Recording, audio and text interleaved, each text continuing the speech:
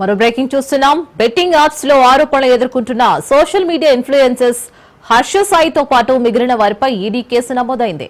Betting app లో విదేశాలకు సంబంధించిన మనీ ఇల్లీగల్ గా ట్రాన్స్ఫర్ అయినట్లు గుర్తించడంతో ఎన్ఫోర్స్మెంట్ డైరెక్టర్ కేసు నమోదు చేసినట్లు సమాచారం. మరి ఇప్పటికే ఈ బెట్టింగ్ యాప్ లో ఆరోపణలు ఎదుర్కొంటున్న హర్ష సాయితో పాటు మిగిలిన అందరికీ కూడా నోటీసులు ఇచ్చినట్లు తెలుస్తోంది.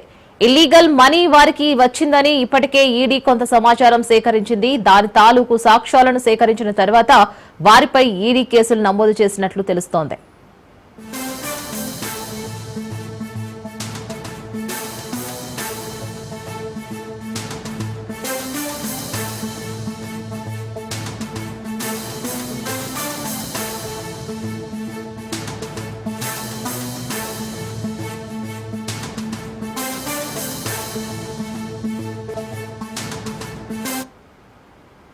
దీనికి సంబంధించి పూర్తి డీటెయిల్స్ మా ప్రతినిధి పవన్ అందిస్తారు. పవన్, ఇల్లీగల్ గా మనీ ట్రాన్స్ఫర్ అయినట్టు ఈడీ నోటీసులు తీసుకొచ్చింది. సో ఎట్లా ఈ ఇల్లీగల్ మనీని ట్రాన్స్ఫర్ చేసుకున్నారు? ఏ బ్యాంక్ త్రూ చేసుకున్నారా? ఎలా చేసుకున్నారు ఇదంతా?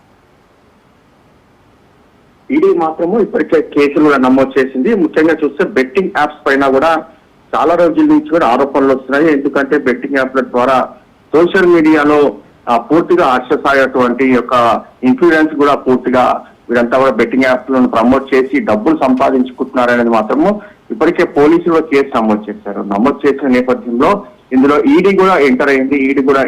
పూర్తిగా దీనికి సంబంధించి ఇన్వెస్టిగేషన్ చేయగా ఇతర దేశాల నుంచి కూడా మనీ ఇల్లీగల్ గా ట్రాన్సాక్షన్ చేసుకుంది అనేది మాత్రం ప్రధానంగా ఇందులో ఈడీ అధికారులు కూడా సాక్ష్యాధారాలు సేకరించారు. ఎందుకంటే మనీ లాండరింగ్ జరిగింది అనేది మాత్రం ప్రధానంగా ఇప్పటికే ఈడీ దీనికి సంబంధించి సాక్ష్యాధారాలు సేకరించిన నేపథ్యంలో వీరందరికీ కూడా నోటీసులు జారీ చేస్తారు. జారీ చేసిన నేపథ్యంలో విచారణ కొనసాగిస్తారు.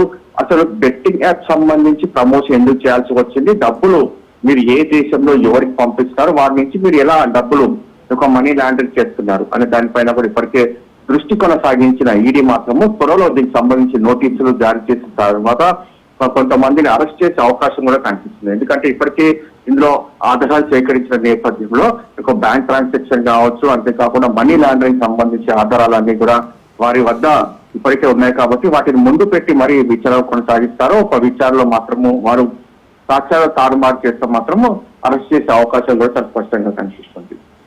Right Pawan, thank you for the update.